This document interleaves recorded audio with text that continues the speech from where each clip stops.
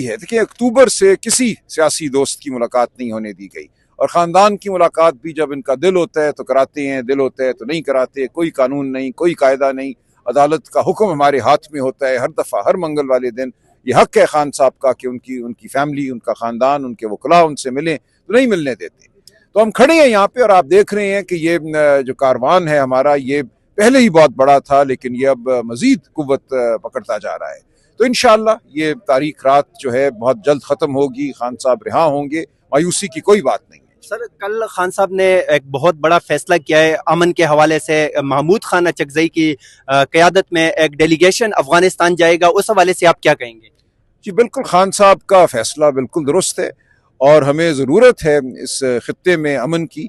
और ये अमन नहीं पैदा होगा जब तक अफ़गान हुकूमत और पाकिस्तान के जो हुक्मरान हैं, वो किसी भी नौइयत के हुक्मरान हों, उनके दरमियान गुफ्तगू नहीं होती और हम मेज़ पर बैठ के इस मामले को तय नहीं करते। इस मामले को गोले बारूद से तय नहीं किया जा सकेगा। हम बिल्कुल दहशत गर्दी के ख़िलाफ़ हैं और हम हिमायत करते हैं कि दहशत गर्द जहाँ मिले उसको ठिकाने लगाना है हमने। लेकिन हम जो ये अवाम को तकलीफ़ दी जाती है, जो हज़ारों लोगों को बेघर किया जाता है, उसके ख़िलाफ़ हैं। तो इस हवाले से जो भी गुफ्तगू होगी हम उसका साथ देंगे। हमारा मकसद दहशत गर्दी को ख़त्म करना है, लेकिन अवाम को तितर बितर करना, उनको बेघर करना हरगिज़ नहीं है। तो सर, जो 27 तारीख को पेशावर में जलसे का ऐलान किया है, इससे पहले हमने देखा कि कौमी असम्बली की कमेटियों से इस्तीफों का ऐलान किया, सेनेट से किया, अब जलसे का ऐलान किया। क्या खान साहब कोई तहरीक का दोबारा से ऐलान करने जा रहे हैं? देखिए, सब तहरीक ही है। तहरीक सिर्फ ये नहीं होती कि एक ट्रक आए और उसके साथ चंद हज़ार लोग हों। ये पूरा एक अमल है।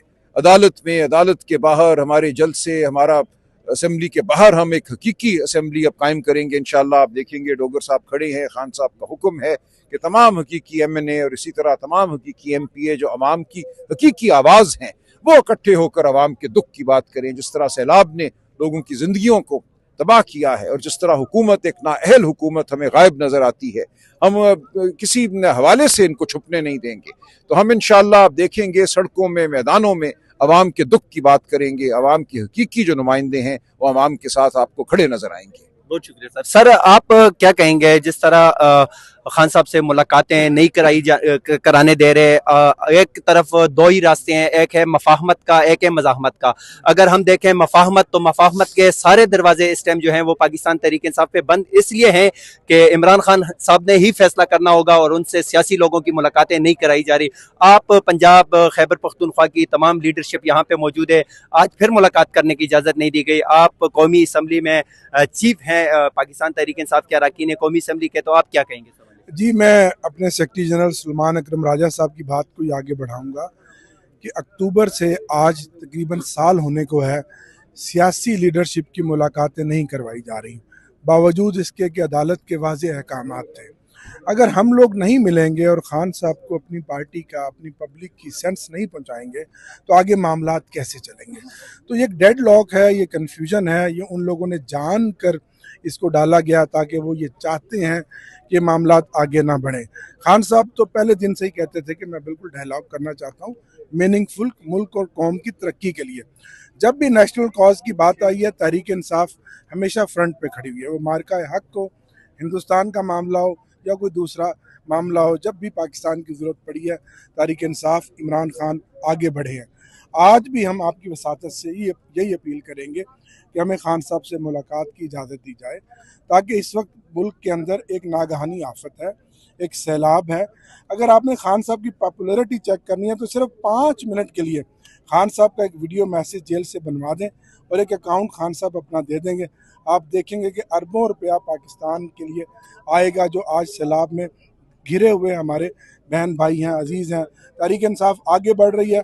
सलमान अकरम राजा साहब बतौर जनरल सेक्रेटरी पंजाब के तकरीबन हर ज़िले में गए हैं, चेयरमैन हमारे गौहर साहब गए हैं, हम सब गए हैं, मैं भी कल मुल्तान से आया हूँ। तो इस वक्त हम सबको इकट्ठे होना है, लेकिन ऐसे हालात में हम पर मुकदमात, हम पर प्रेशर, फस्तायत वो अरूज पर है। और आज भी आप देखेंगे जितनी बड़ी तादाद में पुलिस ने चारों तरफ से हमें घेरा हुआ है, यूँ लगता है जैसे कि हम दहशतगर्द हैं। तो ये सियासत इस तरह तो आगे नहीं चलती। अगर हाइब्रिड निज़ाम को आपने मुकम्मल इसी तरह पैक करना है तो बस ठीक है, फिर कह दीजिए कि जमहूरियत नाम की है और इस मुल्क में जंगल का कानून है, फिर हमें कहने का ये मौका दीजिएगा। ना आप जमहूरियत की बात करते हैं, ना पार्लियामान को उनकी इज्जत देते हैं, ना अदालतों के फैसलों को मानते हैं, तो फिर तो यहाँ आमरीत है ना, और एक शख्स की ज़ाती जिद और अना है जिसको पूरी कौम देख रही है। अच्छा, सलमान अकरम राजा साहब, आज एक बार फिर से बड़ी तादाद में पार्लियामेंटेरियंस भी पहुंचे हैं, कारकुनान भी यहाँ पर मौजूद हैं, खुद CM-KP के लिए मीन गंडापुर साहब भी हैं, खान साहब की बहनें भी हैं, लेकिन उसके बावजूद यहाँ पर मुलाकात की इजाज़त बदस्तूर आप आज भी नहीं मिली आप लोगों को। तो क्या इससे कोई फ़र्क पड़ेगा आप लोगों की यहाँ पर आने से, और अगला लाहेमल क्या है इसके बाद?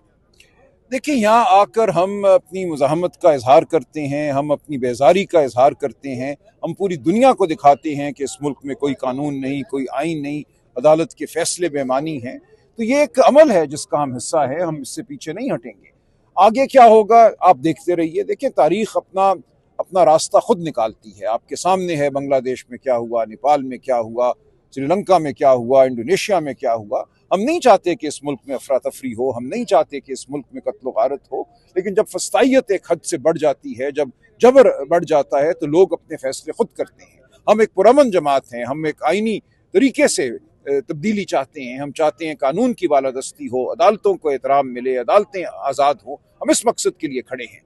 लेकिन इस मकसद को दूसरी तरफ अगर नहीं मानती, दूसरा फरीक अगर नहीं मानता, दूसरा फरीक अगर ये समझता है कि सिर्फ जबर और फस्तायत ही आगे बढ़ने का रास्ता है, जबर और फस्तायत में फलाह है, माशी तरक्की जबर और फस्तायत में है, तो ये खाम ख्याली है। तारीख ने पहले भी इस झूठ को रद्द किया है, आइंदा भी ये झूठ रद्द होगा। सलमान अकरम साहब, कुछ लोग ये भी कह रहे हैं कि PTI इस वक्त कुछ खुफिया मनसूबाबंदी कर रही है, दोबारा से इस्लामाबाद की जानिब मार्च के लिए हवाले से कोई अगले महीने 1.5 महीने में कोई प्लानिंग हो रही है।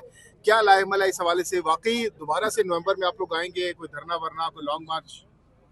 देखिए, इस हवाले से मैं कोई बात नहीं कर सकता। इस वक्त ऐसी कोई गुफ्तगू नहीं है, ये चमगोइयाँ हैं। अच्छा, सलमान अकरम राजा साहब, जो पिशावर में एक जलसा करने जा रही है पाकिस्तान तहरीक इंसाफ इमरान खान की कॉल के ऊपर, पूरे मुल्क से कारकुन निकलेंगे, तो पंजाब की क्या स्ट्रेटजी है? हमेशा पख्तूनख्वा ने जो है वो हमेशा इल्ज़ाम ठहराता है कि जब पंजाब निकलेगा और KP निकलेगा तो फिर ही फस्तायत का मुकाबला हो सकेगा। तो आप पंजाब को निकाल लेंगे इस मरतबा? काफ़ी ज़्यादा सवालात आपके ऊपर खड़े होते हैं कि पंजाब की क़यादत ख़ास तौर पर, तो इस मरतबा क्या प्लान है? पंजाब निकलेगा? मैं अर्ज़ करूँ, पंजाब ने खुद निकलना है। देखिए, पंजाब को अगर ज़रूरत है मेरे बताने की कि खान साहब की कॉल है निकलो, तो फिर तो अफसोस की बात है ना।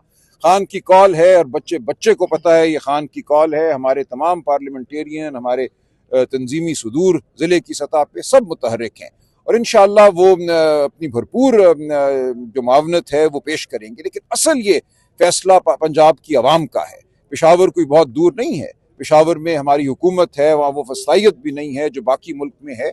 वहाँ हम बिल्कुल अपील करते हैं पंजाब के हर बच्चे से, हर औरत से, हर मर्द से, हर बूढ़े से कि आओ एक शहर जमहूरियत वहाँ आबाद करो। खान साहब की यही ख्वाहिश है कि उस दिन लोग आएँ, चाहे वो बस पे आएँ, चाहे वो मोटरसाइकिल पर आएँ, वो गाड़ी पर आएँ, वैन पर आएँ, जैसे भी आते हैं आप बिल्कुल 27 तारीख को या उससे 1-2 दिन पहले पेशावर पहुंच जाइए। अभी मेरी वज़ीर आला से बात हो रही थी, वज़ीर आला खैबर पख्तूनख्वा से। उन्होंने बिल्कुल ये हामी भरी है कि जलसे के दिन से 2-3 दिन पहले इंतजामात कर दिए जाएंगे। पंजाब से अगर कोई आता है तो उसको ठहराया जाएगा, उसकी खुराक का इंतजाम होगा।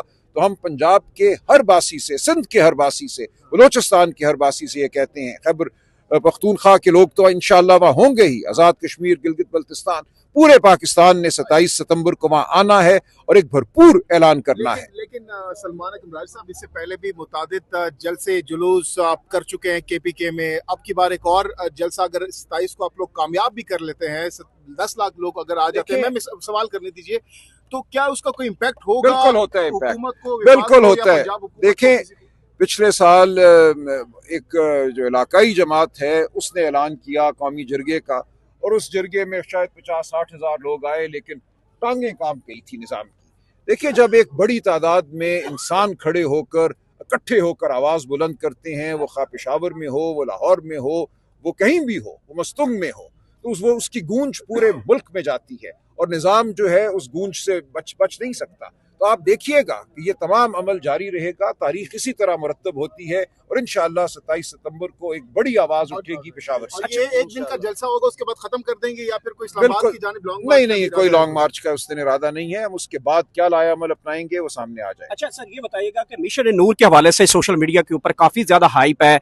मिशन नूर के दिन आप लोग अजानें देंगे जुल्म के खिलाफ, फस्तायत के खिलाफ, ये कारकुन करेंगे या लीडरशिप भी ये छतों पे खड़े होकर करेंगे? चाहिए ना, बिल्कुल ये अच्छी बात है। कौन रोक सकता है किसी को अल्लाह ताला को याद करने से, अल्लाह का नाम लेने तो से? नमाज पढ़ते हुए भी गिरफ्तारी हो ठीक है, लेकिन बिल्कुल हर एक को इस दिन ये करना चाहिए। ये एक इरादा है जो जाहिर किया है, ये अवाम के अंदर से ये आवाज़ उठी है, तो मुझे इसमें कोई वजह नज़र नहीं आती कि हम क्यों इसकी तायद ना करें और क्यों उस दिन पूरी कौम जो है अल्लाह ताला को याद ना करे और अजान ना दे। अच्छा, गुज़श्ता रोज गंडापुर साहब ने भी कहा कि अब मुज़ाहमत के जरिए ही खान साहब बाहर आ सकते हैं, तो कैसी मुज़ाहमत करने जा रहे हैं आप लोग? देखिए, मुज़ाहमत का ये मतलब नहीं है कि कोई जत्थे हैं जो किसी शहर पे हमला करेंगे। ये मुज़ाहमत आपके सामने है। मैं आपसे फिर यही अर्ज़ करता हूँ कि एक मखसूस नज़रिया मुज़ाहमत का अपना लिया गया है कि आग और बारूद का मुकाबला हो। ये सिर्फ मुज़ाहमत नहीं है। मुज़ाहमत अखलाकी भी होती है, कानूनी भी होती है, सियासी भी होती है, और फिर एक लम्हा आता है कौमों की ज़िंदगी में, कौमों की तारीख में, जब अवाम खुद अपना फैसला करते हैं। आप मुझे बताइए, बांग्लादेश में, नेपाल में, इंडोनेशिया में किसी एक सियासी जमात का बताइए जिसके कहने पे लोग बाहर निकले। लोग खुद निकले अपने घरों से बाहर, कोई लीडर नहीं था इन तमाम एहतजाजों का। तो वो एक लम्हा आता है, उस लम्हे का इंतजार कीजिए, और मैं यही कहूंगा कि हमें उस लम्हे से पहले होश के नाखुन लेने चाहिए और आइन और कानून को इस मुल्क में बहाल कर देना चाहिए। मुज़ाहमत के बाद अल्टीमेटली टेबल टॉक और फैसले जो है डायलॉग के जी, हम तो हमेशा से बिल्कुल हम हमेशा नहीं नहीं, खान साहब ने हमेशा से ये कहा है कि आइन की बहाली के लिए, कानून की बहाली के लिए, अदलिया की बहाली के लिए हम बात करेंगे। इसके अलावा अगर कोई ये कहता है कि सर नीचा कर लो, भाग जाओ, किसी सुरूर पैलेस में चले जाओ, NRO मांग लेना, वो बात हम हरगिज नहीं करेंगे। हम उसूल की बात करेंगे, हम अवाम की फलाह की बात करेंगे, हम आइन और कानून की बात करेंगे। आज क्या प्लान है? बैठे रहेंगे यहाँ पर कब तक? देखते हैं यहाँ पे हम कब तक हैं। अभी काजी अनवर साहब, हमारे एक वकील साहब अंदर गए हैं, वो बाहर आते हैं तो उनसे सुनेंगे वो क्या कहते हैं। अच्छा, वकला तहरीक के हवाले से आप लोग काफी अरसे से बात कर रहे हैं, क्या इस हवाले से कोई प्लानिंग कर रहे हैं? देखिए, वकला तहरीक भी बिल्कुल आप देखेंगे होगी। ये मुमकिन नहीं है कि पाकिस्तान के वकला इस फस्तायत को खामोशी से बर्दाश्त करते रहें। आपके सामने है एमनेस्टी इंटरनेशनल की रिपोर्ट कि 2 करोड़ पाकिस्तानियों के फ़ोन और इंटरनेट और व्हाट्सएप को मॉनिटर किया जाता है। आपका हर भेजा हुआ पैगाम, आपकी हर गुफ्तगू जो है वो सुनी जा रही है। ऐसी फस्तायत तो जो सोवियत यूनियन था या हिटलर था उसके दौर में भी नहीं थी। अच्छा। तो ये एक मिनट देखिए, ये तमाम बातें हमारे सामने। इसी तरह जो कॉमनवेल्थ की अब रिपोर्ट आई है, किस तरह इलेक्शन को लूटा गया, हम तो जानते ही थे। अब ये पूरी दुनिया में ये चीज़ मुस्तहकम है, ये चीज़ साबित हो चुकी है। हर दारुल हुकूमत इस दुनिया का अब तमस्खुर उड़ाएगा इस निज़ाम का। तो ये तमाम चीज़ें ऐसी हैं जो कुदरत पैदा करती है। सच बहरहाल बाहर आता है, और सच जब बाहर आता है तो झूठ को फना होना होता है। अच्छा, इस रिपोर्ट के आने के बाद क्या हुकूमत के